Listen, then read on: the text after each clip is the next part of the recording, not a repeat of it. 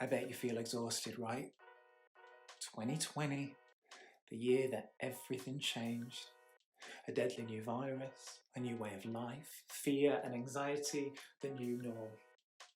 But as a gay man who has lived with HIV for nearly 18 years, let me tell you, the level of fatigue you're feeling after 12 months of coronavirus pales into insignificance compared to what people like me feel each and every day. Fear, shame, stigma, blame. People with HIV have been navigating these since the fateful day we were diagnosed. We live with the only disease that people, even doctors, still think they have a right to ask, yeah, but how did you get it? And let's face it, they only ask this so they can decide if we are deserving of their sympathy or their judgment. Now, globally, around 38 million people live with HIV, and it's estimated that 37 million people have died, many hundreds of thousands of them this year alone. And whilst here in the UK, people like me can access life-saving medication for free on the NHS, access to this and to HIV education varies wildly across the world. So, back in March 2020, when prominent government officials declared COVID-19 was the first major global pandemic our generation had faced, well, forgive me when I say I choked on my freshly baked lockdown banana bread. Okay folks, buckle in, because this talk is a little heavier than my usual offering, but after the year we've just had, I think you can grant me the grace to say it as it is. Now, I've lived with HIV for nearly 18 years. Diagnosed at 16, after the first time I had sex, I know the shame associated with the virus well. And thankfully, the fatigue I'm feeling now isn't due to the virus. I'm privileged enough to be kept healthy by medication. In fact, my exhaustion isn't biological at all. I'm exhausted because of the emotional labour I have to place into educating others in understanding their role in ending HIV and HIV stigma. I'm so exhausted, in fact, that when the North West Tonight news programme broadcast an article about commemorating those lost to coronavirus by tying red ribbons to a tree on the 1st of December 2020, I didn't even have the energy to respond. And I'm exhausted because I now know that for some people I will need to explain why that was deeply disrespectful and downright offensive.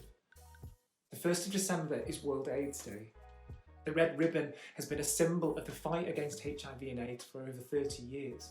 To knowingly appropriate the red ribbon on a day set aside to remember the millions who have died from HIV and to stand in solidarity with the millions who live with it smacked of erasure. Look, this isn't the viral Olympics. Every life lost to both coronavirus and to HIV is a travesty. And of course, the people we've lost this year should be remembered. And we should also take time to recognise the efforts of the healthcare professionals who have saved many lives from coronavirus and ensured many deaths were as pain-free and dignified as possible. But imagine if the red poppy had been used on the 11th of November. Imagine if the pink ribbon had been used during Breast Cancer Awareness Week. Imagine the outcry. Why was the HIV/AIDS ribbon not afforded the same level of dignity and respect? Why does World AIDS Day barely make the headlines these days, if at all? And why does the UK not have a nationally recognised memorial for the lives lost to HIV and AIDS? Where was the clap for carers back in the 1980s and 90s? In Angels in America, Tony Kushner's landmark play about the HIV/AIDS epidemic, the character Prior Walter disparagingly declares, "Faggots? Well, we're just a bad dream the rest of the world is having." Just a bad dream. You know, I look around at my community that is supposed to be celebrating Pride, but behind closed doors, so many of us are still drowning in shame. And who can blame us? Throughout history, we've been medicalised, criminalised, dehumanised, erased, beaten, tortured, even killed. You know, on the road to freedom and equality, it sometimes feels like one step forwards, 2 steps back. And it was oh so easy for them to weaponise this disease to fit their own homophobic agenda. Britain threatened by gay viral plague. I'd shoot my son if he had AIDS, says Vicar.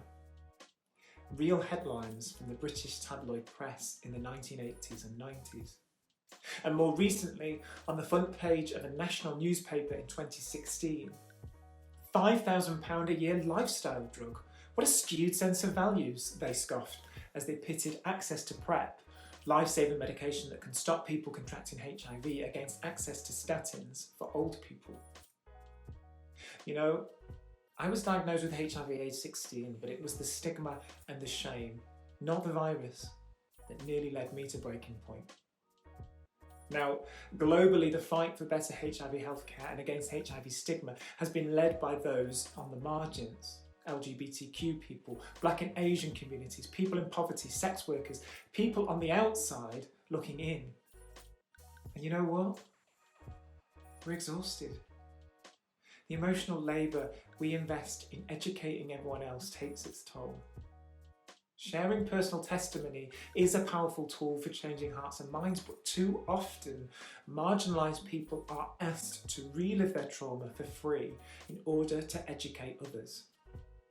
You know, I've been fighting HIV stigma and shame publicly for a number of years, but it wasn't always this way. In fact, it took me 15 years to come out of the viral closet and to tell my family about my diagnosis.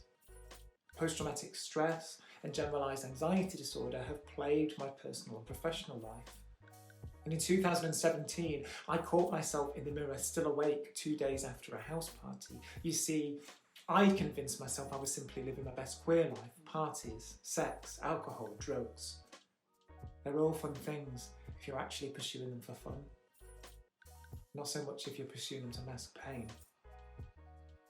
In 2017, I realised that I had bought into the narrative that being HIV positive was something to be ashamed of. So I decided to flip the script. In 2018, I made a solo show about my experiences living with the trauma of being diagnosed at such a young age. And for the past 3 years, I've been telling my story, knocking on doors, trying to find platforms and developing and delivering projects that support other people with HIV to build the confidence to live openly with their own HIV status. And then, in 2021, the hard work paid off. I landed a role in the hit Channel 4 TV drama, It's a Sin. The show put HIV back on the national agenda in a way we haven't seen since the ominous Tombstone adverts of the 1980s. 18.9 million streams and counting on all four. The channel's most streamed show ever. Now, before it aired, I was nervous. How would a show about a viral pandemic be received in the middle of another one? The messages started, slowly at first, then a tidal wave. It's a Sin was an instant hit. My boyfriend and I watched on with giddy excitement as my social media following soared, but soon I was swamped. I wanted to reply to all of them. Thank you for the kind words. It was an honour to be involved, but after I'd pasted it hundreds of times over, it all began to feel a bit meaningless. I received countless messages from gay men in particular who lived through the 1980s, and I sensed this still remained raw for Britain's gay community. And I swelled with pride, knowing that the show stamped their stories so loudly and proudly into the history books, but I was so angry it had taken 40 years for someone to commission a programme like this. The weekend the show premiered, my boyfriend and I chatted long into the night, overjoyed that HIV finally had such a prominent place on British telly, but we were worried that scenes of frantic scrubbing might allow old myths to resurface. And my biggest fear was the gay disease narrative would resurface when over 50% of people living with HIV in the UK are heterosexual.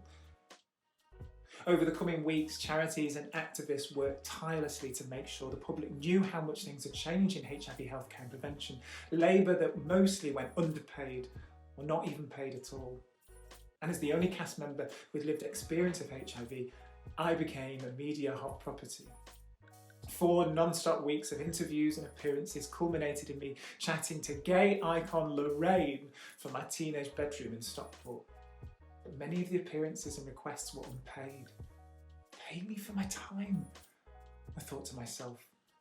Immediately I felt ashamed, as though just thinking it somehow tainted my activism. Social justice shouldn't be commodified, surely. But as I filled out my next universal credit form, I remembered that the artist in me pays the activist bills. You know, my boyfriend often looks deep into my tired eyes and he says he's worried about me burning out. He's right. I'm exhausted, virally fatigued. Actually, it's not the virus. I have to keep reminding myself, it's not the virus.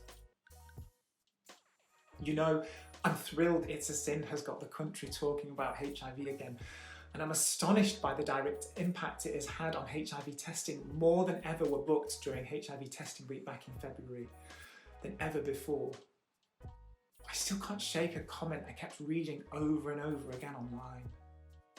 God, it was awful. I had no idea any of that went on. How could you possibly have missed it? And then I'm reminded of a social media post from a friend of mine who fights tirelessly for racial justice and equality.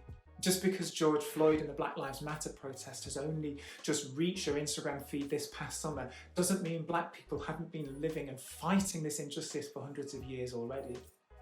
Allyship. True allyship is for life, not just for Instagram. Look, I want to beat people up for not knowing about our history when they were never taught it in the first place, but we all need to recognise that to live in ignorance of the injustice others face is a privilege many marginalised people cannot afford.